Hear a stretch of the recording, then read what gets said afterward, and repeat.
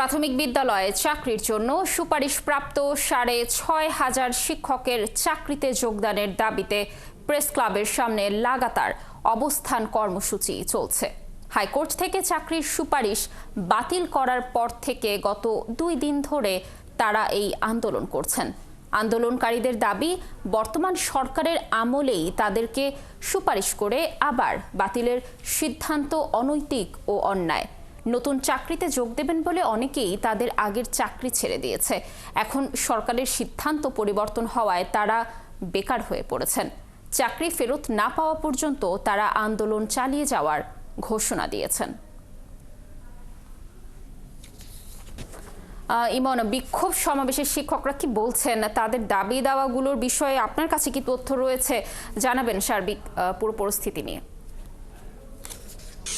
এই আন্দোলন তারা গত দুদিন ধরে করছেন। গতকাল প্রধান উপদেষ্টার বাসভবনে যাওয়াকে কেন্দ্র করে পুলিশের সাথে অপ্রীতিকর ঘটনা ঘটেছে এবং তারপর থেকে তারা প্রেস ক্লাবে আছেন এবং প্রেস ক্লাবে তারা এই লাগাতার কর্মসূচি করছেন। আমরা একটু দেখাতে চাই ৬,৫৩১ জন যে প্রাথমিক বিদ্যালয়ের জন্য সুপারিশপ্রাপ্ত হয়েছিলেন চাকরিতে, তারা মূলত চাকরির জন্য অর্থাৎ তাদের এই সুপারিশটি সরকার হাইকোর্ট থেকে বাতিল করা হয়। তারপর থেকেই তারা এই লাগাতার আন্দোলনে আছেন এবং তারা এর আগে শাহবাগে গিয়েছিলেন, এখন প্রেস ক্লাবে আছেন। আজ তারা এখানে লাগাতার কর্মসূচিতে আছেন জাতীয় প্রেস ক্লাবের সামনে। এরপর তারা কেন্দ্রীয় শহীদ মিনারে যাওয়ার কথা বলছেন, যে তারা কেন্দ্রীয় শহীদ মিনারে যাবেন। এই ৬,৫০০ সুপারিশপ্রাপ্তর মধ্যে শিক্ষক যারা রয়েছেন তাদের মধ্যে প্রায় ৪,০০০ই নারী এবং তারা বলছেন যে তারা বিভিন্ন চাকরিতে ছিলেন। যখন সরকার তাদেরকে সুপারিশ করা হয় চাকরির জন্য, তখন তারা নতুন চাকরিতে যোগ দেবেন। এই জন্য আসলে অনেকেই পুরনো চাকরি ছেড়ে দিয়েছেন। সেই চাকরি ছাড়ার কারণে এখন অনেকেই বেকার হয়ে পড়েছেন এবং মানবতার একটি জীবনযাপনের দিকে তারা চলে গেছেন। এ বিষয়ে তারা প্রধান উপদেষ্টা থেকে শুরু করে প্রধান বিচারপতির হস্তক্ষেপ কামনা করছেন, যে তাদের যে দাবিটি রয়েছে, তারা যে সুপারিশপ্রাপ্ত হয়েছেন সেই চাকরিটি তাদেরকে যেন ফেরত দেওয়া হয়। আমরা প্রশ্ন করেছিলাম যে আসলে এই সরকার আসার পরে বিভিন্ন দাবি দেওয়ার ক্ষেত্রে তারা যে রাস্তায় নেমে আসছেন বিভিন্ন পক্ষ থেকে, সেটি আসলে কতটুকু যৌক্তিক। তারা বলছেন যে এই সরকারের আমলেই তাদেরকে এই চাকরির জন্য সুপারিশ করা হয়েছে, যেটি গত আওয়ামী লীগ সরকারের আমলে নয়।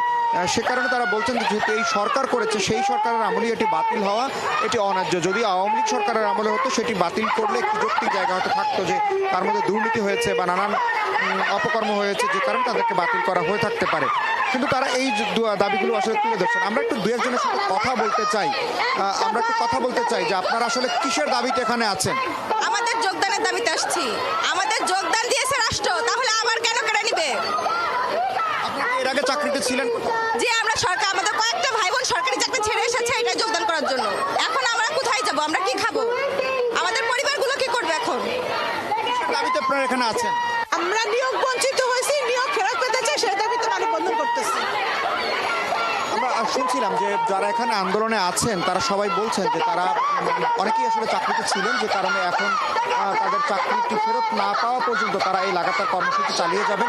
যতটুকু আমরা শুনতে পেরেছি যে তাদের যে কাগজপত্রগুলো রয়েছে একটা দাবি দেওয়া, এটি নিয়ে আগামীকাল প্রধান উপদেষ্টা বরাবর একটি প্রতিনিধি দল যেতে পারে, এরকম একটি খবর আমরা এখনো শুনেছি। কিন্তু তাদের লাগাতার কর্মসূচি চলবে। ইমন, আপনি থাকুন সেখানে এবং আরও তথ্য সংগ্রহ করতে থাকুন। আমরা পরবর্তীতে নিশ্চয়ই আপনার সাথে যুক্ত হয়ে সর্বশেষ তথ্য দর্শকদের জানানোর চেষ্টা করব।